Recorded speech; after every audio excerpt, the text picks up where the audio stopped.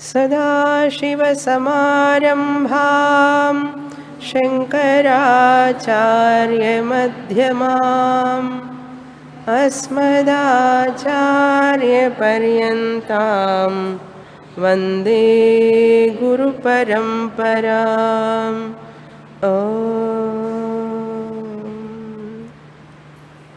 మాండుక్యోపనిషత్ ఉపోద్ఘాతం చూస్తున్నాం. నిర్దుష్టం బ్రహ్మ అంటే దోషరహితం బ్రహ్మ, అది నీ స్వరూపమే అని చెప్తున్నది శాస్త్రం. ఆ దోషరహితమైనటువంటి బ్రహ్మ నా స్వరూపమని నేను ఎలా తెలుసుకోగలను? దానికోసం శాస్త్రం చెప్తున్నది, శాస్త్రం చదవడం ద్వారా అలౌకిక శబ్ద ప్రమాణేన. 6 ప్రమాణాలు ఉన్నాయి జ్ఞానాన్ని పొందడానికి. ప్రత్యక్ష, అనుమాన, ఉపమాన, అర్థాపత్తి, అనుపలబ్ధి, లౌకిక శబ్ద, అలౌకిక శబ్ద అని 6 ప్రమాణాలు ఉన్నాయి. ఈ 6 ప్రమాణాల్లో చివరిదైనటువంటి అలౌకిక శబ్దం అంటే వేద శబ్దం ద్వారా మాత్రమే నువ్వు నీ నిజస్వరూపాన్ని బ్రహ్మమని నువ్వు తెలుసుకోగలవు.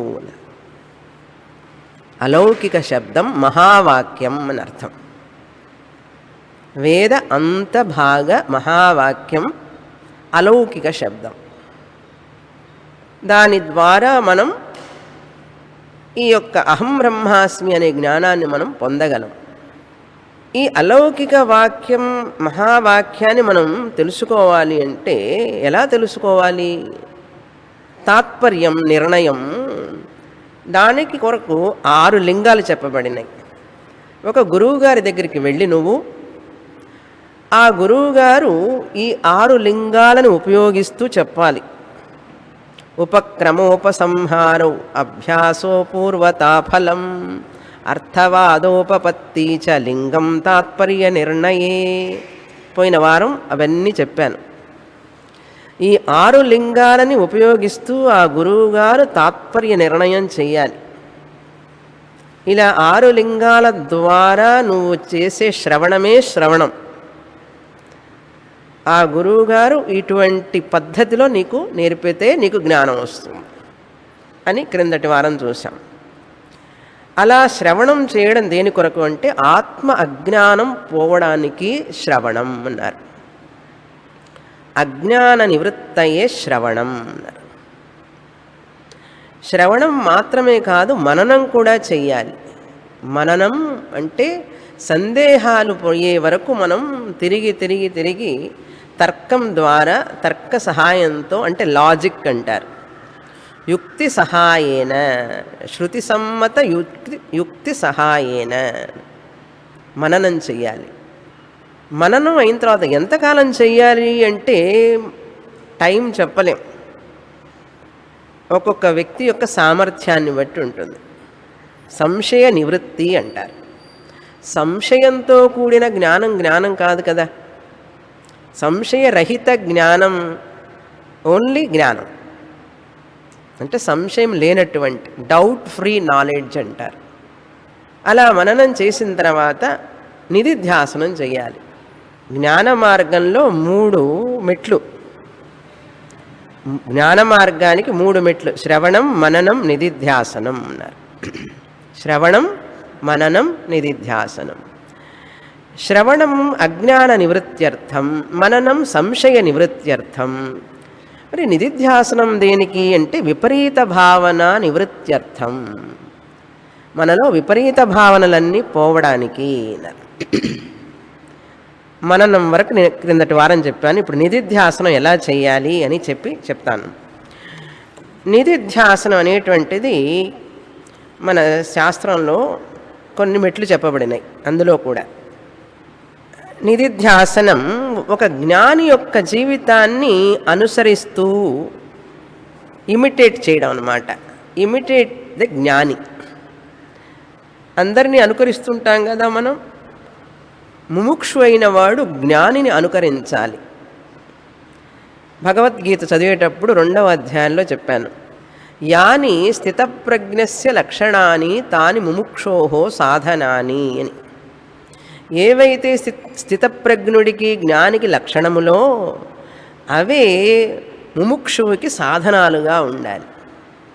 ఆ జ్ఞాని ఎలా ఉంటాడు, ఎలా మాట్లాడతాడు, ఎలా ప్రవర్తిస్తాడు, ఎలా వ్యవహారం చేస్తాడు, వాళ్ళని చూస్తూ మనం ఇమిటేట్ చేస్తూ ఉంటే కొంతకాలానికి మనకు కూడా ఆ యొక్క సంస్కారం పెరిగి పెరిగి శాస్త్రం వంటబడుతుంది.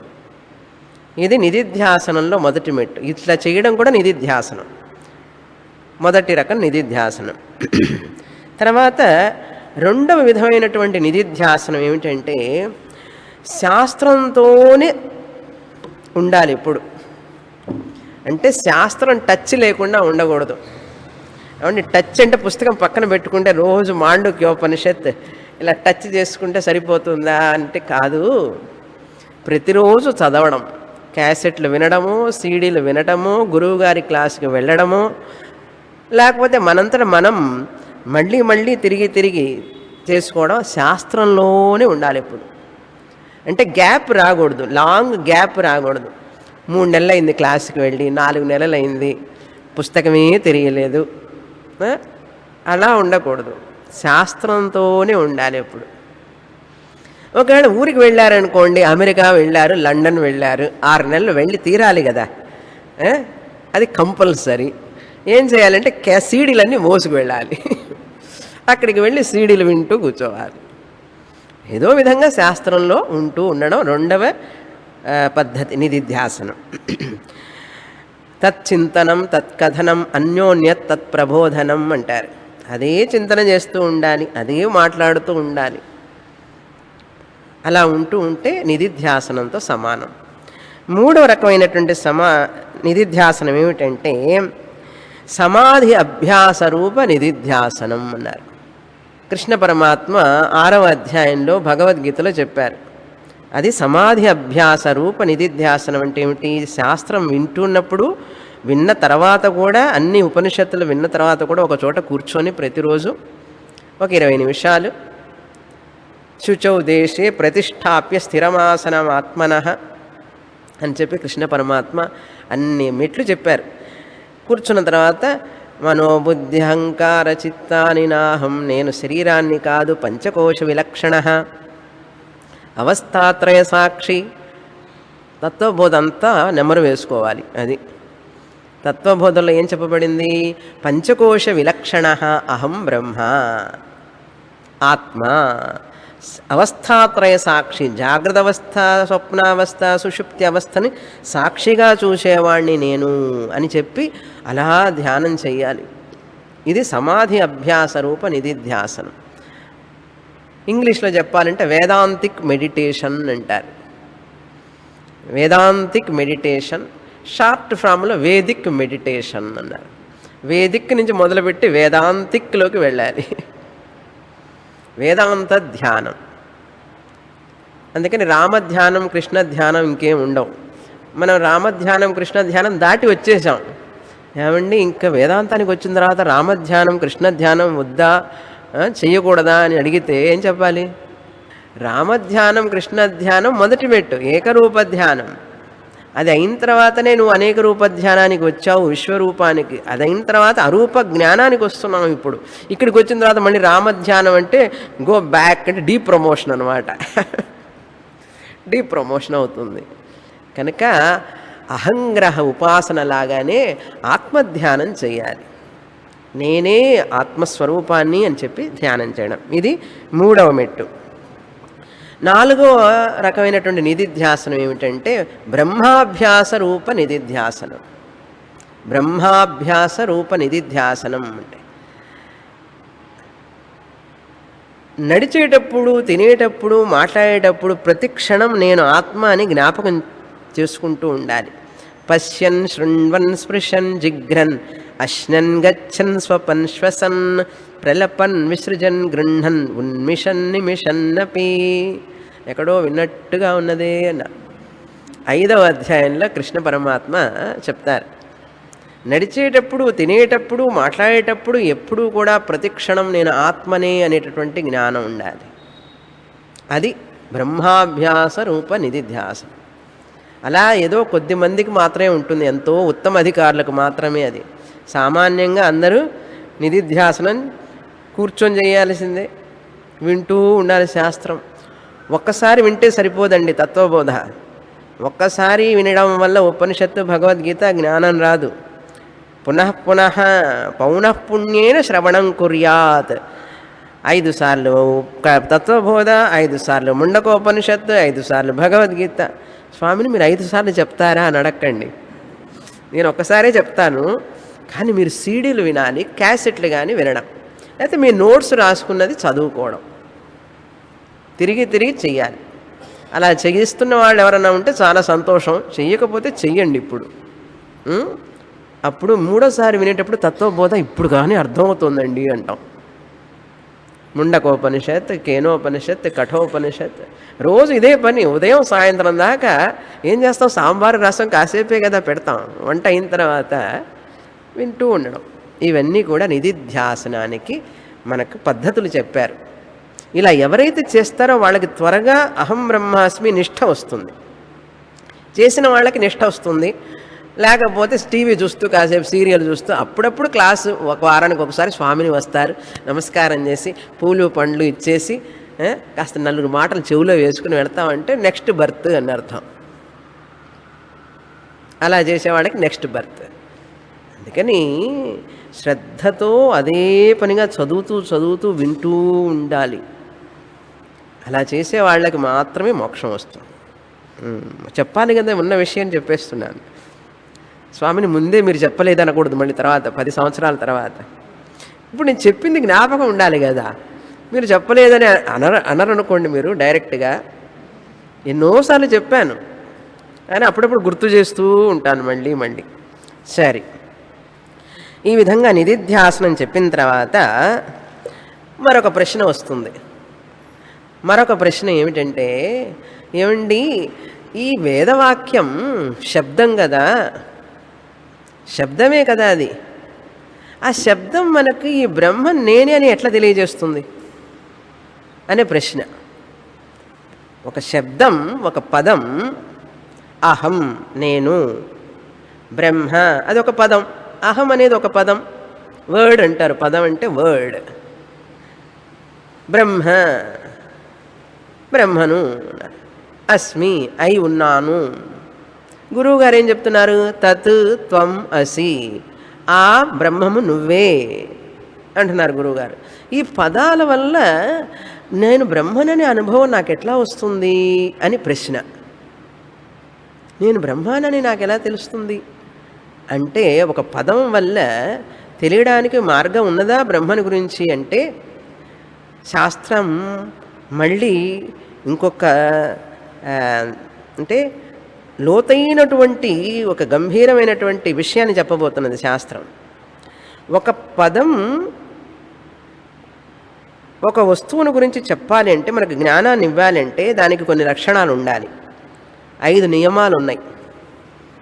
5 నియమాలు శాస్త్రంలో చెప్పబడినాయి. మన ఋషులు, గురువులు, ఆచార్య పరంపరలో అవన్నీ వస్తూ ఉన్నాయి. ఆ నియమాలు ఏమిటి? 5 నియమాలు అన్నారు. ఇప్పుడు ఈ పుష్పం ఉంది చూడండి, ఈ పుష్పం తెలుసుకోవాలి, పుష్పం జ్ఞానం కావాలి మనకు. దానికి కొన్ని లక్షణాలు ఉండాలి, కొన్ని నియమాలు ఉండాలి. పుష్పం అనేది ఒక పదం, పుష్పం అనేది ఒక పదం, వర్డ్. ఈ పుష్పం అనే పదం మనకు పుష్ప జ్ఞానాన్ని ఇవ్వాలి. ఇవ్వడానికి 5 నియమాలు ఉండాలి. 5లో ఒకటైనా ఉండాలి కనీసం. 5లో ఒకటైనా ఉండాలి, 2 అయినా ఉండాలి, 3 అన్నా ఉండాలి, 4 ఉంటే మరీ మంచిది, 5 ఉంటే ఇంకా మంచిది. ఈ 5 నియమాలు లేకుండా ఒక పదం వేద పదమైనా కావచ్చు, అలౌకిక పదం కావచ్చు, మామూలు పదం కావచ్చు, ఏ పదమైనా జ్ఞానాన్ని ఇవ్వలేదు. ఏమిటండి ఆ నియమాలు అన్నారు. చాలా ముఖ్యమైనటువంటిది చెప్తాను. మొదటి నియమం రూఢి అంటారు. రూఢి అన్నారు. రూఢి అంటే ప్రసిద్ధి అన్నారు. ప్రసిద్ధి అన్నారు. ఒక పదం, ఒక వాక్యం మనం చెప్తే, ఒక మాట చెప్తే అది అందరికీ తెలిసి ఉండాలి ముందే. చాలామందికి తెలిసే ఉంటుంది, అది ప్రసిద్ధిగా తెలిసి ఉంటే మనకు జ్ఞానం వస్తుంది. ఏమిటంటే నీళ్లు పల్లమునకు ప్రవహించును, వాటర్ ఫ్లోస్ డౌన్వర్డ్స్ అన్నారు. Sun rise in the east, సూర్యుడు తూర్పున ఉదయిస్తాడు. తెలుస్తున్నదా లేదా? నీళ్లు ప్రవహిస్తున్నాయి అనేది తెలుసు మనకు, ప్రసిద్ధి అని అమ్మ చెప్పాలా ఏమిటి? నీళ్లు పోస్తుంటే కిందికి వస్తూ ఉన్నాయి, ప్రసిద్ధిగా తెలిసింది. కాబట్టి ఆ నీరు అనంగానే మనకు దానికి ప్రవహించే గుణం ఉన్నటువంటిదని తెలిసిపోతుంది, ప్రసిద్ధి అన్నమాట. నీరు పల్ల మెరుగు అంటారు మన వాళ్ళు. మీ ఊళ్ళో ఎక్కడన్నా నీళ్లు పైకి వెళతాయా అండి అన్నాడు. ఏ ఊళ్ళో కూడా నీళ్లు పైకి వెళ్ళో క్రిందికే వెళతాయి అన్నాడు. ప్రసిద్ధి ఎక్కడైనా సరే ఎప్పుడైనా సరే అన్ని కాలాలు, దీన్ని రూఢి అంటారు. కనుక ఒక వస్తువు యొక్క జ్ఞానాన్ని పొందాలంటే దానికి ప్రసిద్ధిగా తెలిసిందైతే మనకు తెలిసిపోతుంది. సూర్యుడు తూర్పున ఉదయిస్తాడు, నీరు ప్రవహిస్తుంది, భూమికి ఆకర్షణ శక్తి ఉన్నది. ఎలా తెలుసు అన్నారు? నువ్వు జంప్ చేస్తే ఎగిరితే కింద పడుతున్నావు కదా, అదే ఆకర్షణ శక్తి. దీన్ని రూఢి అంటారు. రెండవ నియమం ఏమిటంటే జాతి.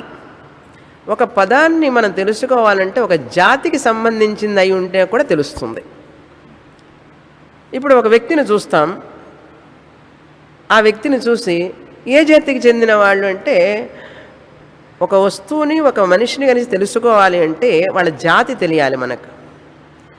మనుష్య జాతి, చెట్టు వృక్ష జాతి, కనుక చెట్టు జ్ఞానం వచ్చింది కదా. మనిషిని చూడంగానే మనుష్య జాతి. ఈ వ్యక్తి ఏ యొక్క జాతికి చెందినవాడు? మనుష్య జాతే, వృక్ష జాతే, జంతు జాతే అని అనుమానం వస్తుంది. ఈ వ్యక్తి మనుష్య జాతి, నేను చూసేటటువంటి ఈ వ్యక్తి మనుష్య జాతి. కనుక జాతి మూలంగా కూడా మనకు జ్ఞానం వస్తుంది, జ్ఞానాన్ని పొందగలం. దాన్నే స్పీషీస్ అంటారు, జెనరిక్ అంటారు ఇంగ్లీష్లో. Generic or species. ఇది ఏ జాతి అండి? పుష్పజాతి. పుష్పజాతి వేరు, ఫలజాతి వేరు, వృక్ష జాతిలో నుంచి వచ్చినవే ఇవన్నీ కూడా. కనుక ఒక జాతి ద్వారా మనకు తెలిసిపోతుంది. మూడవది ఏంటంటే గుణ. ఆ వస్తువుకి ఏమన్నా గుణం ఉండాలి. ఇది ఏం పువ్వు అండి అంటే, ఇది రోజా పువ్వు అండి అంటారా?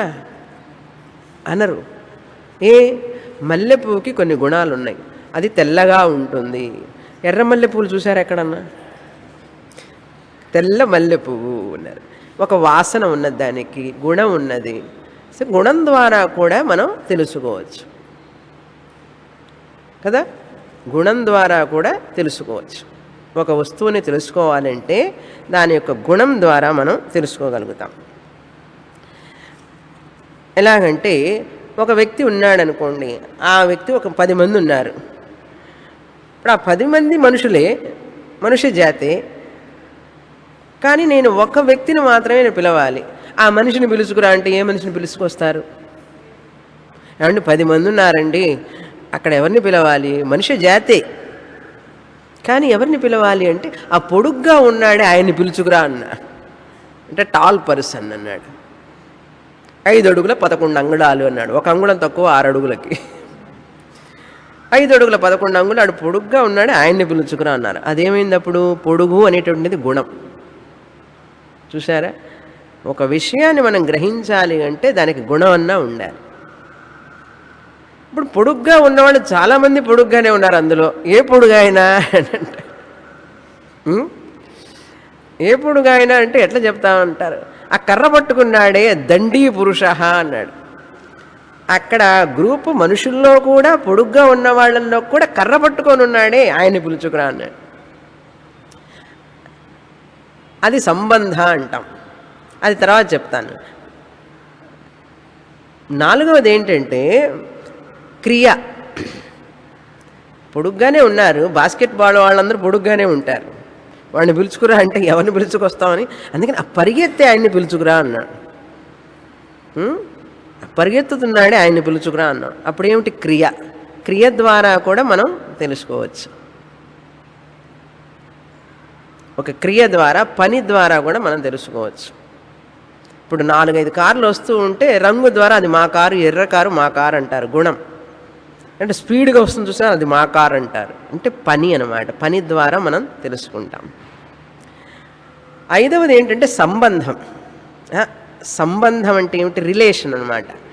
ఆ పొడుగుగా ఉన్న వాళ్ళల్లోనే, పరిగెత్తే వాళ్ళల్లోనే ఇంకొక పరిగెడుతున్నాడు, 4-5 పరిగెడుతున్నారండి అన్నాడు. ఆ ఎర్ర క్యాప్ పెట్టుకున్నాడే ఆయన్ని పిలుచుకురా అన్నా.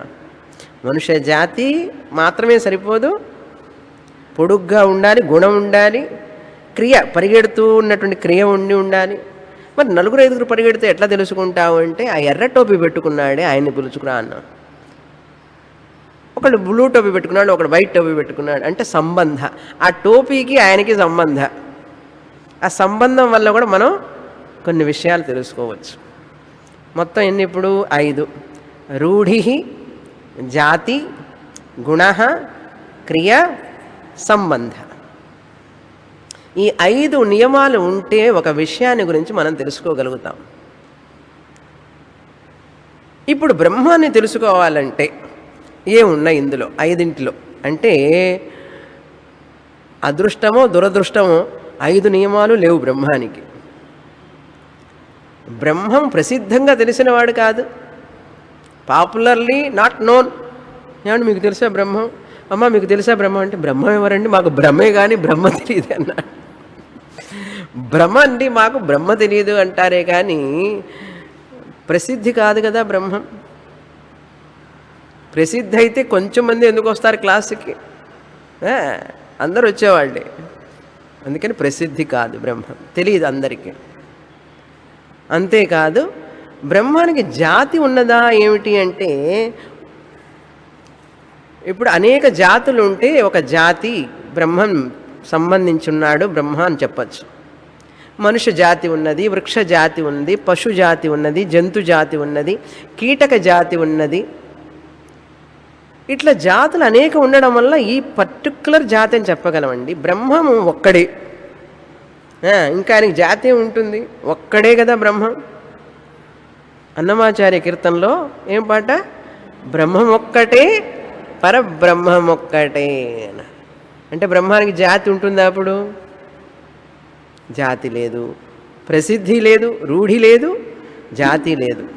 పోనీ 3వది గుణం ఏదన్నా ఉన్నదా అండి బ్రహ్మానికంటే? తెలుపుగా ఉంటాడు, నలుపుగా ఉంటాడు, పొడుగ్గా ఉంటాడు. బ్రహ్మానికి గుణం ఉండదా అంటే అది లేదు. నిర్గుణం బ్రహ్మ, రూల్డ్ అవుట్. పోనీ క్రియ ఏమైనా చేస్తాడా బ్రహ్మం అంటే? ఆయన ఏమైనా పాడతాడా బ్రహ్మము? లేకపోతే నిద్రపోతూ ఉంటాడా, నడుస్తూ ఉంటాడా బ్రహ్మం? ఏమైనా పని చేస్తాడా, ఏమైనా శబ్దం చేస్తుంటాడా కాసేపు అంటే? ఏమీ చెయ్యడు ఆయన నిష్క్రియ అన్నాడు. క్రియ ఏమీ చేయడు, యాక్షన్లెస్ బ్రహ్మన్.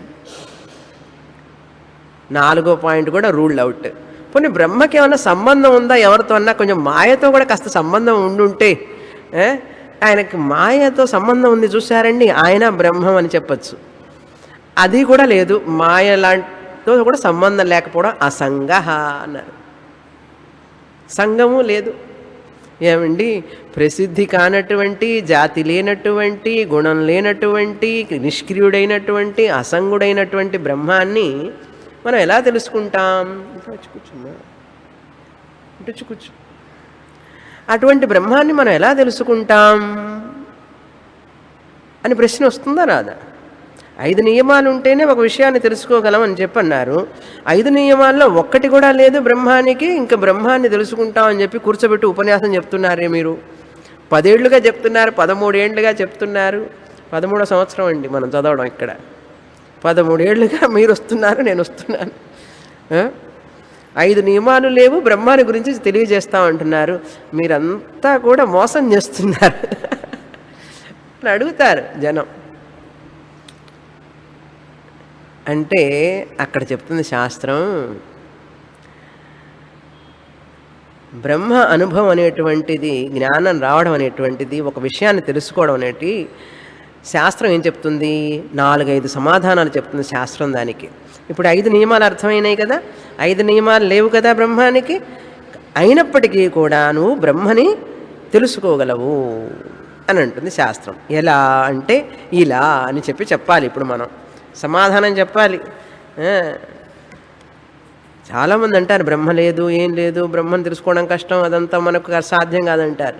శాస్త్రం చెప్తుంది బ్రహ్మాన్ని నువ్వు తెలుసుకోగలవు అంటుంది. ఎలాగంటే మొదటి సమాధానం ఏం చెప్తుందంటే 5 నియమాలు అయిన తర్వాత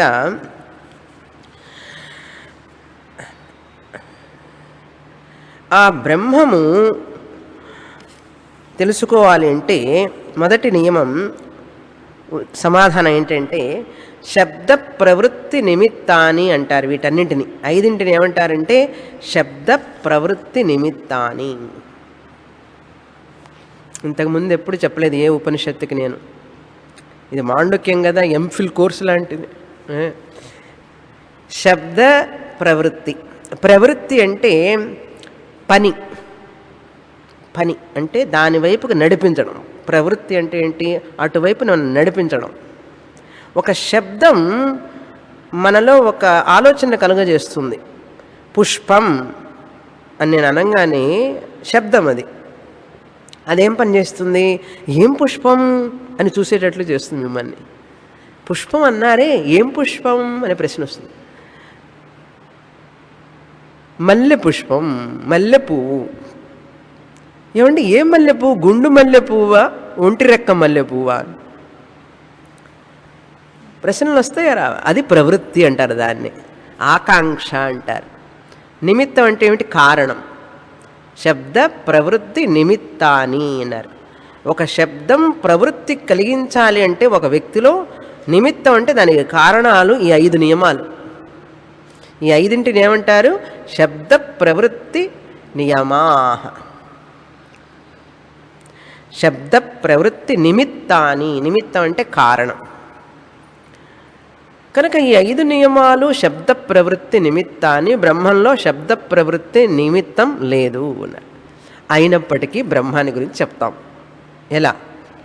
మొదటి సమాధానం.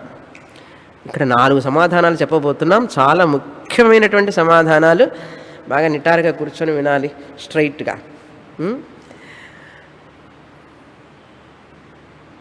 మనం తాటిని చూసి, త్రాడుని చూసి సర్పం అనుకుంటాం. త్రాడుని చూసి సర్పం అనుకుంటాం. ఇప్పుడు మనకు సర్పం ఎలా తెలుస్తుందండి? సర్పాన్ని చూసి తాడుని తెలుసుకుంటున్నాం. సర్పాన్ని చూసి, ఏ సర్పం? నిజమైన సర్పం కాదండి, స్నేక్ పార్క్లో ఉండే సర్పం కాదు. ఏ సర్పం అంటే తాటి మీద కనపడేటటువంటి త్రాడు చూసి, మసక చీకటిలో త్రాడు చూసి పాము అనుకున్నాను నేను. పాము అనుకోవడం వల్ల ఏమైంది? ఇప్పుడు ఆ పాము అనే భ్రమ వచ్చేసింది నాకు. ఇప్పుడు ఈ పాము మీకు కనపడుతున్నది. పాముని చూస్తూ మీరు నిజంగా ఏం చూస్తున్నారు? త్రాడు చూస్తున్నారు అక్కడ. ఇప్పుడు పాము చూస్తున్నప్పుడు పాము లేకపోయినప్పటికీ మీరు పాముగా భ్రమించారు. సర్పభ్రమ. ఆ సర్పభ్రమ మనకేం తెలియజేస్తుంది? కొంచెంసేపు వెంటనే టార్చ్ లైట్ వేసాం. టార్చ్ లైట్ వేయంగానే ఏం తెలిసింది మీకు? తాడని తెలిసిపోయింది. ఇప్పుడు తాడు అని తెలుసుకోవడానికి మీకు ఎవరు సహాయపడ్డారు? టార్చ్ లైట్ సహాయపడింది. ఎందుకు టార్చ్ లైట్ వేయాలనిపించింది? సర్పం ఉన్నది, ఏదో తెలుస్తున్నది అక్కడ. ఇది పామా తాడా అని అనిపించినప్పుడు వెంటనే లైట్ వేయంగానే త్రాడని తెలిసిపోయింది. సర్పం ఉన్నదా అక్కడ? సర్పం లేదు. సర్పం భ్రమ పోయింది. ఇప్పుడు మీకు ఏ జ్ఞానం వచ్చింది? త్రాడు జ్ఞానం వచ్చింది. త్రాడు జ్ఞానం వచ్చిందా లేదా? అలాగే ఈ ప్రపంచం అనే సర్పాన్ని చూస్తూ బ్రహ్మం అనే త్రాటిని మనం గ్రహించాలి. ప్రపంచం అనే సర్పం అక్కడ ఉదాహరణలో అది. ప్రపంచం సర్పం కాదండి. ఆ ఉదాహరణలో సర్పం అని ఏదైతే అన్నామో ఇక్కడ ప్రపంచం కనపడుతున్నది మనకు. బ్రహ్మ శాస్త్రం చెప్తోంది ప్రపంచం కాదు నువ్వు చూడవలసింది, ఆ ప్రపంచం వెనకాల ఏమున్నది అంటే బ్రహ్మం అంటుంది. నువ్వు సర్పాన్ని చూస్తున్నావు, మన ఇంట్లో పెద్దవాళ్ళు చెప్తున్నారు, మరి సర్పం లేదు ఏం లేదు, లైట్ వేసుకో సరిగ్గా చూడు, అక్కడ ఉన్న తాడే నేనే రాత్రి పెట్టానన్నాడు. బావి మీద చుట్టు పెడతారు చూసారా, పల్లెటూళ్ళల్లో నీళ్లు లాగేటప్పుడు బావి మీద చుట్టుకోని ఉంటుంది. రాత్రి పూట మసక చీకట్లో వెళ్ళారనుకోండి, తెల్లవారుజామున అది ఎలా కనపడుతుంది, పాములాగా కనపడుతుంది. మీరే చుట్టు పెట్టినా కూడా మీకు మళ్ళీ జ్ఞాపకం ఉండదు, భయపడతారు. కనుక ఆ పాము వెనకాల ఉన్నటువంటి విషయం ఏమిటి యాక్చువల్గా? త్రాడు. అదే విధంగా ఇప్పుడు మీకు తాడు జ్ఞానం వచ్చిందా లేదా? శాస్త్రం చెప్తోంది ప్రపంచం కూడా అంతే. మీరు ప్రపంచాన్ని చూస్తున్నారు కానీ అది నిజంగా ప్రపంచం కాదు, అది బ్రహ్మమే అన్నారు. బ్రహ్మాన్ని తెలుసుకోవడానికి ప్రపంచం ఒక ఉపలక్షణం అన్నారు. అర్థమైందా? ఈ యొక్క ప్రపంచం ద్వారా ఎలాగైతే పాము ద్వారా నువ్వు త్రాటిని తెలుసుకున్నావో, లేనటువంటి సర్పాన్ని నువ్వు భ్రమించావు ఉన్నదని, కానీ ఉన్నదేమిటక్కడ? తాడు. దేని మీద నువ్వు సర్పాన్ని చూసావు? తాడు మీద. నీకు తాడు జ్ఞానం తెలియాలంటే సర్పభ్రమ పోవాలి,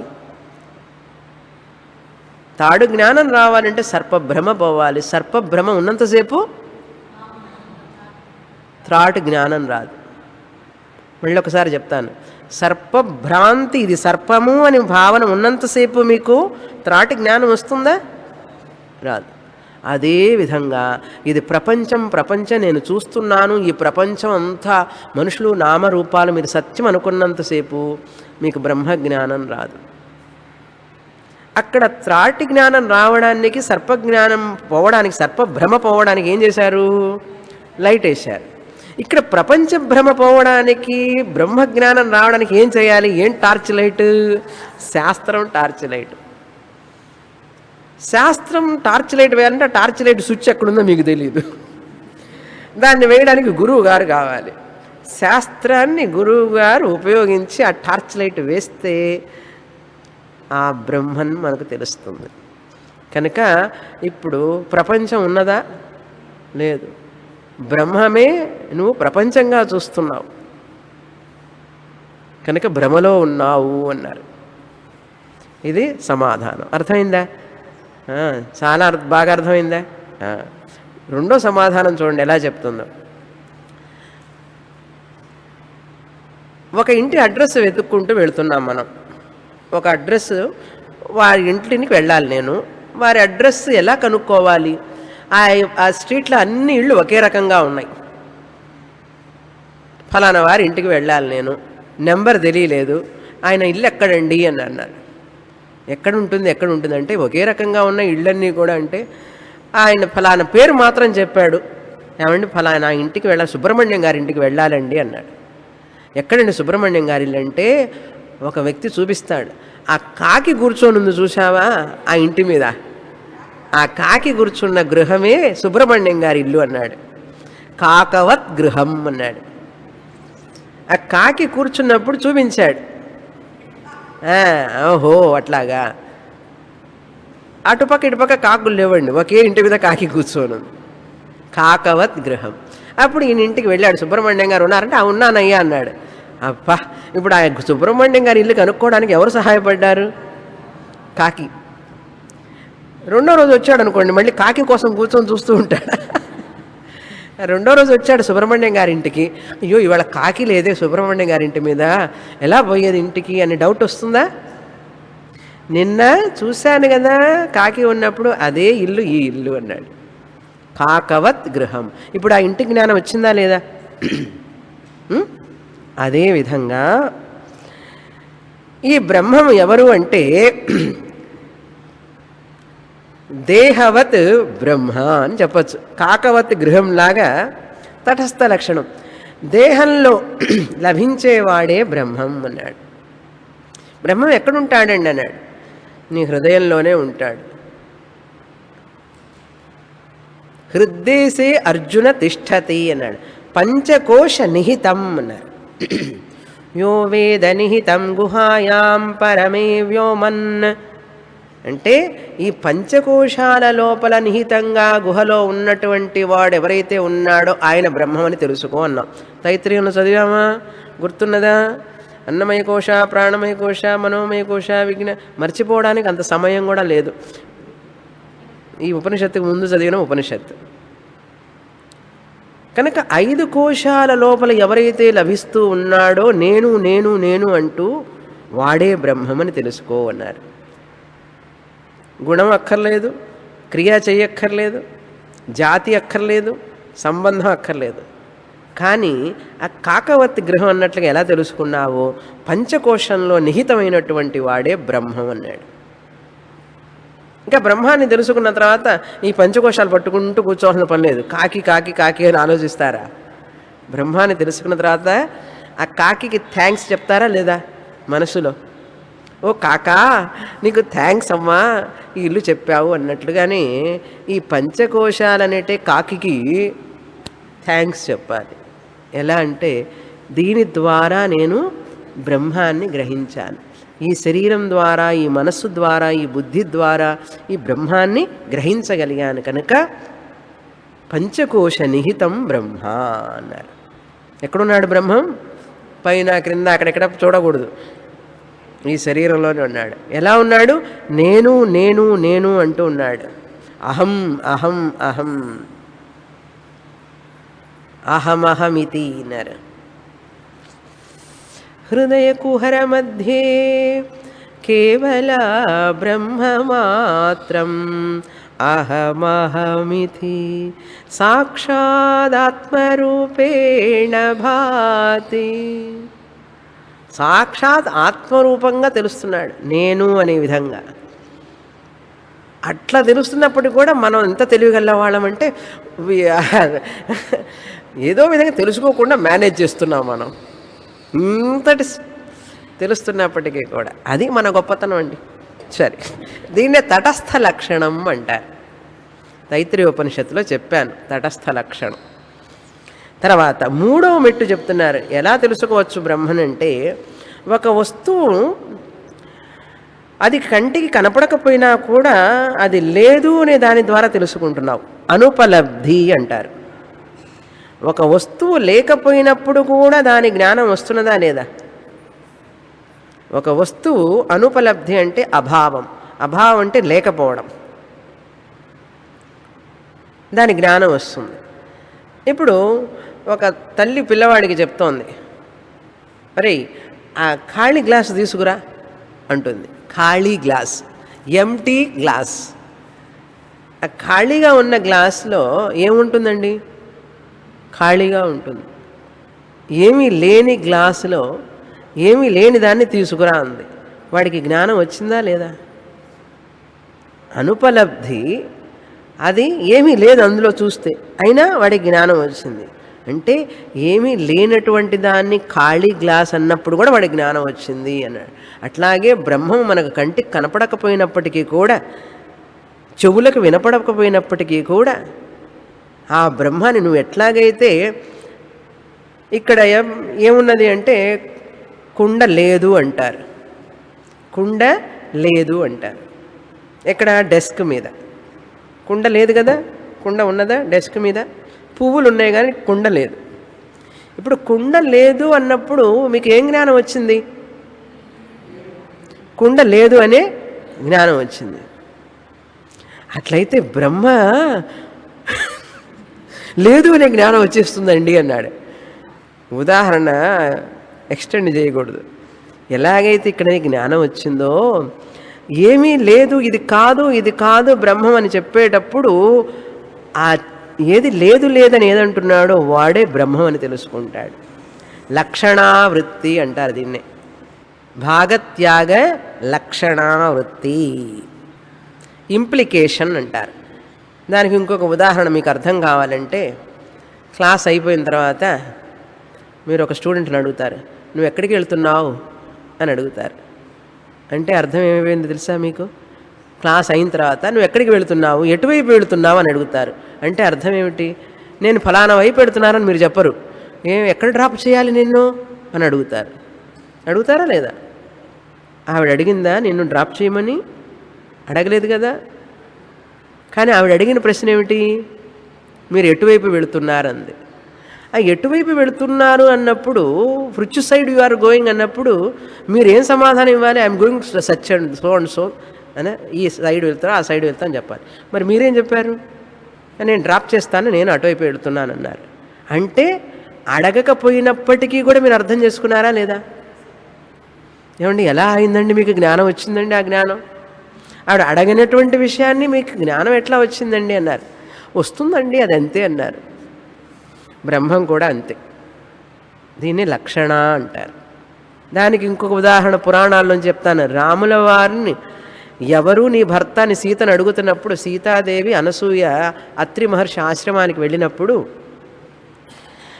రాముడు ఉన్నాడు, లక్ష్మణుడు ఉన్నాడు అక్కడ, ఇంకా కొంతమంది ఉన్నారు. అందరూ రాముల వారెవరు, సీత మీ వారెవరమ్మా అని అడుగుతున్నారు. మీ వారెవరు?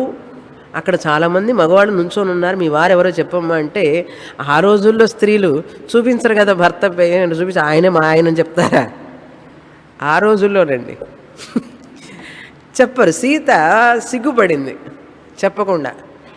వీళ్ళందరూ ఏం చేశారంటే సీతను అడుగుతున్నారు, ఆ పొట్టిగా ఉన్నాడే ఆయన, ఆ నల్లగా ఉన్నాడే ఆయన, ఇట్లా అడుగుతూ ఉన్నారు. ఒక్కొక్కడు చెప్తుంటే సీత తల ఆడిస్తున్నది అని చెప్తున్నది. లక్ష్మణుడు తెల్లగా ఉంటాడు, ఆ తెల్లగా ఉన్నాడే ఆయన అని అడిగారట. ఆహా కాదన్నారట.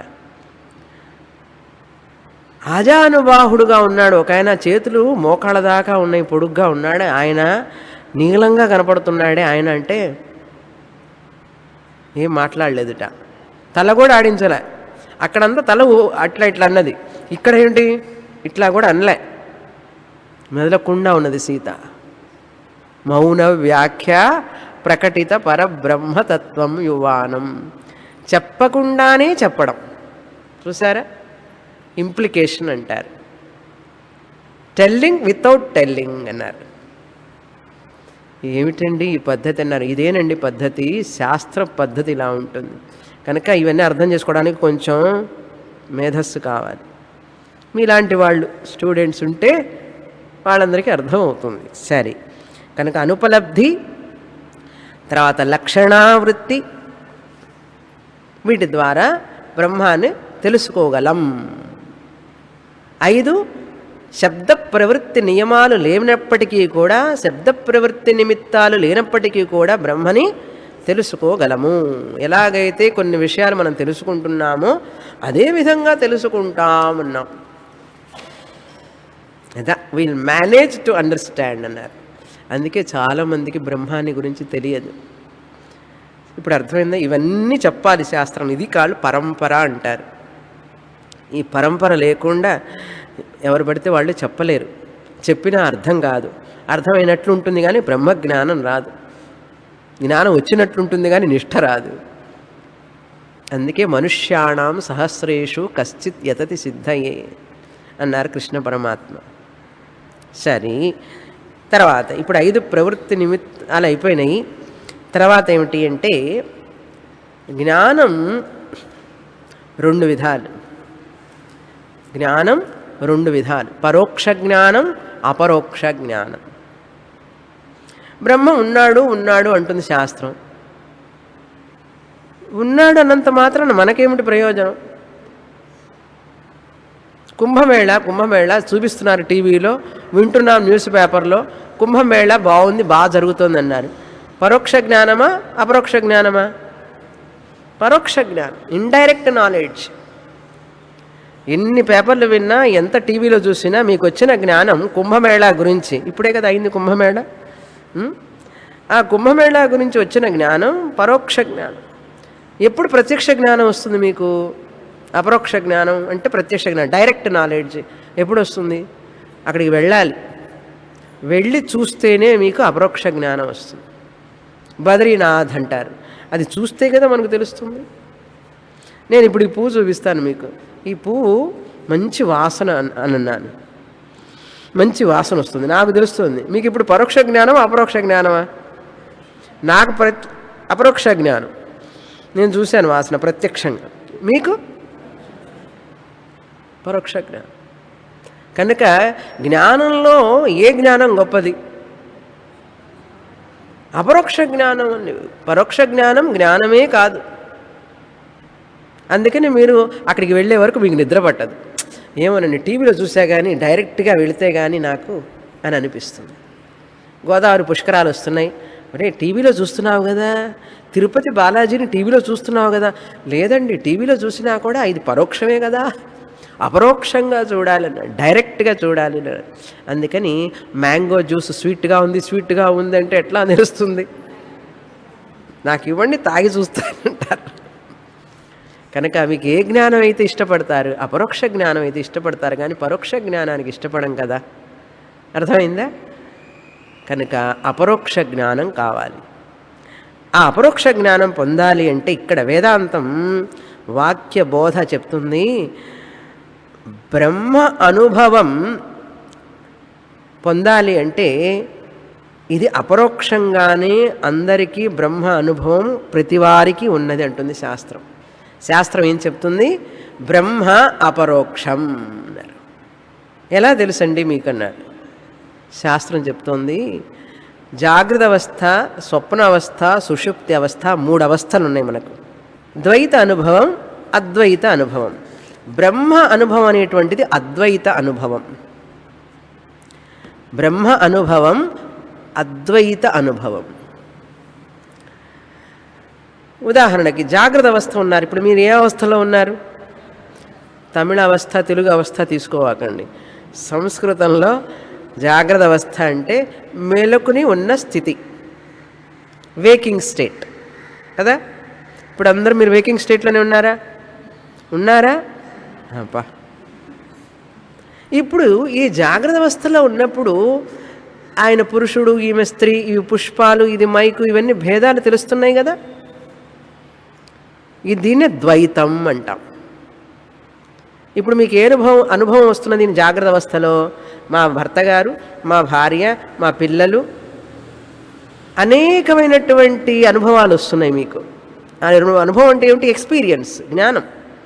ఇది కుర్చీ, ఇది మేడ, ఇది లైటు, ఇది బల్బు, ఇది ఫ్యాను అని వస్తున్నాయా లేదా? అనేకమైనటువంటి రావడాన్ని ద్వైత అనుభవం అంటారు జాగ్రత్త అవస్థలో. ఇప్పుడు మీరందరూ జాగ్రత్త అవస్థలో ఉన్నారు కనుక మీకు ద్వైత అనుభవం ఉన్నది. ఇప్పుడు ఉన్నారు. సందేహమా? మీరు పెట్టుకున్న కళ్ళజోడు వేరు, మీరు కట్టుకున్న చీర వేరు, మీరు పెట్టుకున్నటువంటి ఉంగరం వేరు, మీరు వేసుకున్న గొలుసు వేరు. గొలుసు ఉంగరం కాదు, ఉంగరం గొలుసు కాదు. కళ్ళజోడు చీర కాదు, చీర కళ్ళజోడు కాదు. ఈ జ్ఞానం ఎందులో అయితే ఉంటుందో అది జాగ్రత్త అవస్థ. తత్వబోధ చదివి ఉంటే ఇంతసేపు నేను చెప్పక్కర్లేదు. తత్వబోధలోది జ్ఞాపకం ఉంటే చాలా మంచిది. జాగ్రత్త అవస్థ అంటారు.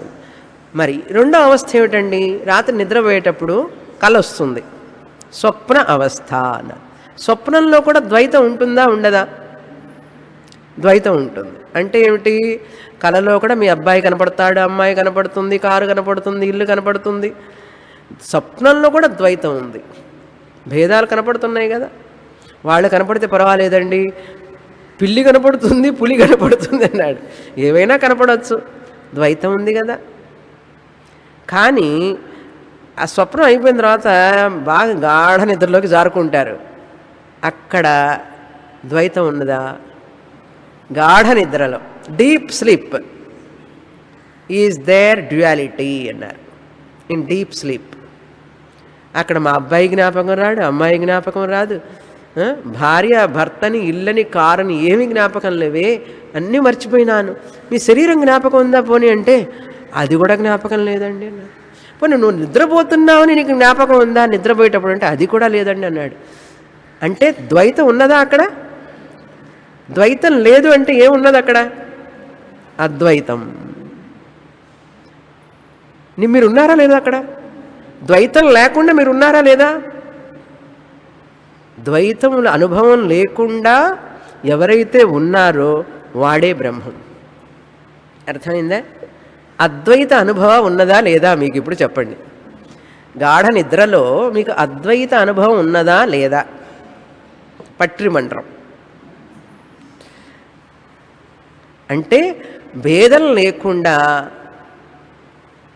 అందుకని అన్నమాచార్య వాడు పాడారు ఆ పాటలోనే బ్రహ్మం ఒక్కటే పాటలో నిండారరాజు నిద్రించు నిద్రయునొకటే అండనే బంటు నిద్ర అదియునొకటే మెండైన బ్రాహ్మణుడు మెట్ట భూమి ఒకటే అని పాడారు చూసారా. అంటే రాజుగారి నిద్ర బంటు నిద్ర ఒక్కటే. మాండుక్యం పాడారు ఆయన. ఈ పాడే వాళ్ళందరికీ మాండుక్యం తెలియదు, కానీ మాండుక్యం చదివితే కానీ అన్నమాచార్య కీర్తన అర్థం కాదు.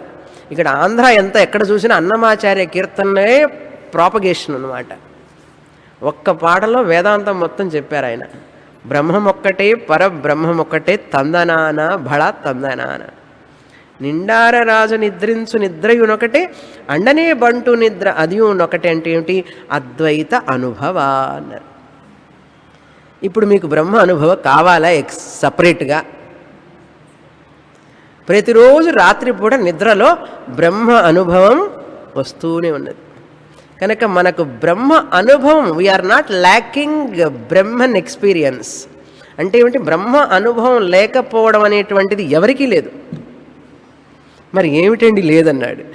ఆ బ్రహ్మ అనుభవం నేను బ్రహ్మాన్ని అనే జ్ఞానం లేదు. ఇప్పుడు శాస్త్రం ఏం చెప్తుంది? నీకు బ్రహ్మ అనుభవాన్ని నేను ఇవ్వక్కర్లేదు.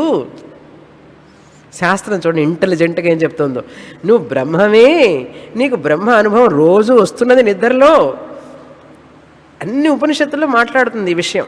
బృహదారణ్యక ఉపనిషత్తులో చాలా ఎక్కువగా, ప్రశ్నోపనిషత్తు, బృహదారణ్యక, చాందోగ్యం నిద్ర గురించి సతా సౌమ్య సంపన్నో భవతి. ప్రతిరోజు మనం నిద్రలో మన సద్బ్రహ్మాన్ని, స్వరూపాన్ని మనం అందులో లయిస్తున్నాం.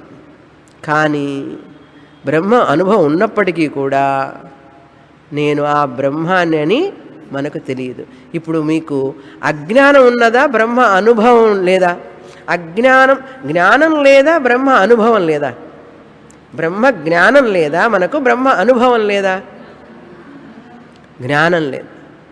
కనుక మీకు ఇప్పుడు కావాల్సింది ఏమిటి? బ్రహ్మ అనుభవం కాదు, జ్ఞానం. అర్థమైందా? కనుక ఆ జ్ఞానాన్ని ఇవ్వడానికే ఈ యొక్క బోధ. ఏ బోధ? ఆత్మబోధ. మాండూక్యోపనిషత్. అప్పా ఎంత కష్టం చూడండి. కనుక ఈ మాండూక్యోపనిషత్తు చదవాలి అంటే ఇంత ఫౌండేషన్ కావాలి, స్ట్రాంగ్ ఫౌండేషన్. కనుక బ్రహ్మ అనుభవం లేనివాడు ఎవరు లేరు.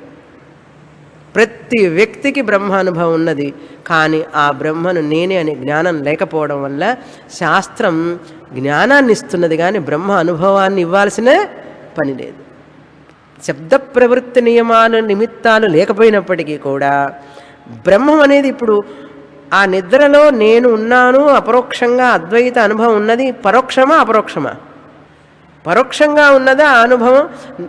మెలకు వచ్చిన తర్వాత ఏం చెప్తారు మీరు? నిద్ర లేచిన తర్వాత అహం సుఖం అస్వాప్సం నా కించిద్ అవేదిషం. నేను బాగా నిద్రపోయినానండి రాత్రి. I slept well, I do not know anything అంటారు. పొద్దున లేవగానే అబ్బా నేను ఎంత గాఢ నిద్రపోయినానో తెలుసా, ఏమీ తెలియలేదు నిద్రలో. వర్షం వచ్చింది, పిడుగులు పడ్డాయి, అసలు అది కూడా తెలియలేదు అన్నాడు. వర్షం వచ్చింది, పిడుగులు పడినాయి, అది తెలియలేదు అనే అనుభవం ఉన్నదా లేదా మీకు? ఆ జ్ఞానం ఉన్నదా లేదా? అంటే అక్కడ బ్రహ్మాన్ని అనుభవం ఉన్నది మనకు, కానీ ఆ బ్రహ్మం నేననే జ్ఞానం లేదు.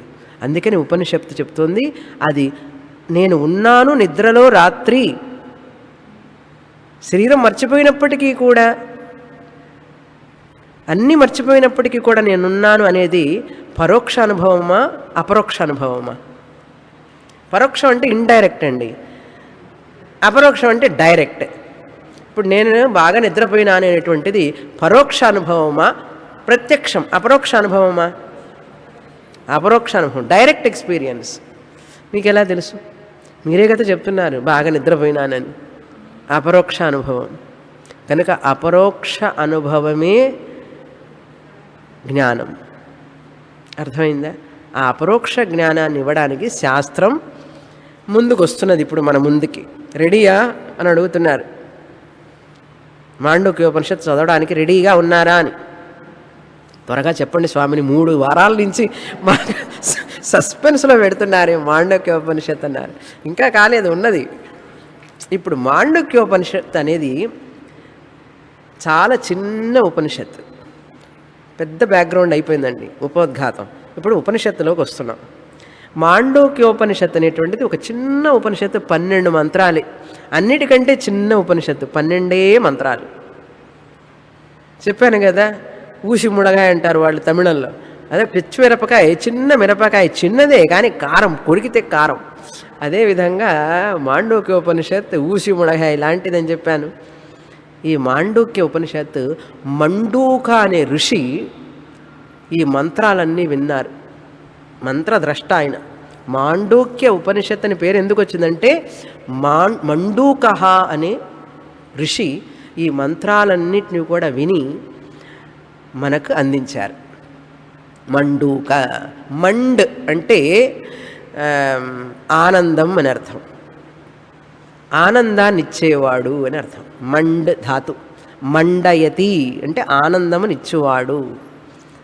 ఏ ఋషి మాండూక్య మండన అంటే మాండూక్య అనే ఋషి ఆ మంత్రాలు విని మనకి వాటి ద్వారా ఆనందాన్ని ఇస్తున్నాడో ఆయన పేరు మాండూక్య. కనుక మాండూక్య ఉపనిషత్తు అని పేరు దీనికి. ఒక రకంగా ఒక అర్థం. రెండవ అర్థం ఏంటంటే మండూకం అంటే కప్ప.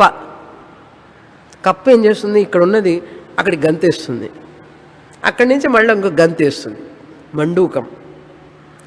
ఈ ఉపనిషత్తు కూడా ఏం చేస్తుందంటే అంత తొందరగా జంప్ చేస్తుంది అనమాట హై లెవెల్కి. ఇక్కడి నుంచి చెప్పి చిన్నగా చెప్పుకుంటూ పోవద్దు, మనకు మెట్టుమెట్టుగా చెప్పొద్దు. మెట్టుమెట్టుగా చెప్పకుండా ఇక్కడి నుంచి ఇంకొక జంప్, అక్కడి నుంచి ఇంకొక జంప్, అట్లా జంప్ చేసుకుంటూ పెడుతుంది, మనల్ని జంప్ చేయిస్తుంది. అందుకని దానికి మాండూక్య ఉపనిషత్తు అని పేరు. కానీ ఉపనిషత్తు అంటే ఏమిటి అన్నారు. ఉపనిషత్తు అంటే ఏమిటి అనేది క్రిందటి ఉపనిషత్తులో చెప్పాను. ఉపనిషత్తు అంటే ఏమిటి, దాని అర్థం మళ్ళీ తెలుసుకోవాలి. ఇక్కడ కూడా ఈ ఉపనిషత్తుకి మళ్ళీ ఉపనిషత్తు చెప్పేటప్పుడు 4 అర్థాలు చెప్తాను ఏమిటనేది. ఈ వారం కాదు, వచ్చే వారం చెప్తాను. ముక్తికోపనిషత్తు అని ఒక ఉపనిషత్తు ఉంది. ఆ ఉపనిషత్తులో రాముల వారు సీతాదేవికి చెప్తాట. ముక్తికోపనిషత్తులో మాండూక్యమేవ అలం అన్నట్ట. ఒక్క మాండూక్యోపనిషత్తు అర్థం కాని వాళ్ళు 32 ఉపనిషత్తులు చదవచ్చుట. 32 ఉపనిషత్తులు 10 ఉపనిషత్తులు చదవమన్నారు. ఈశకేన కట ప్రశ్న ముండమాండూక్య తిత్తిరిహి ఐతరే ఎంచ ఛాందోగ్యం బృహదారణ్యకం తథా. ఈ ఒక్కటి అర్థం కాని వాళ్ళు 10 ఉపనిషత్తులు చదవండి అన్నారు. అందులో 10 ఉపనిషత్తులు అర్థం కాకపోతే 32 చదువు అన్నారు. 32 అర్థం కాకపోతే 32 చదివిన అహం బ్రహ్మాస్మి అనే జ్ఞానం రాకపోతే 108 ఉపనిషత్తులు చదువు అన్నారు. 108 ఉపనిషత్తులు చదివిన జ్ఞానం రాకపోతే నెక్స్ట్ బర్త్ అన్నాడు, వచ్చే జన్మలో కూడా మళ్ళీ చదువు అన్నారు. నేను రానండోయ్, ఈ గురువుగారు రాకపోవచ్చు, కానీ ఆ జీవుడు మళ్ళీ పుట్టాలి, మళ్ళీ రావాలి. కనుక మాండూక్యోపనిషత్ వచ్చే వారం మొదలు పెడతాం. ఉపనిషత్తు అంటే ఏమిటని చెప్పిన తర్వాత మొదలు పెడతాం. పూర్ణమదః పూర్ణమిదం పూర్ణాత్ పూర్ణముదచ్యతే పూర్ణస్య పూర్ణమాదాయ పూర్ణమేవావశిష్యతే. ఓం శాంతి శాంతి శాంతి. హరి ఓం. శ్రీ గురుభ్యో నమః. హరి ఓం.